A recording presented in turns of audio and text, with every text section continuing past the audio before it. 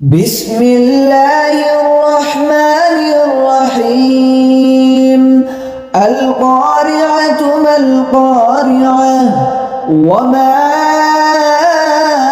أدراك ما القارعة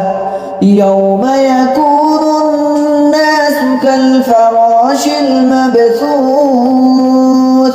وتكون الجبال كالعهن المنفوش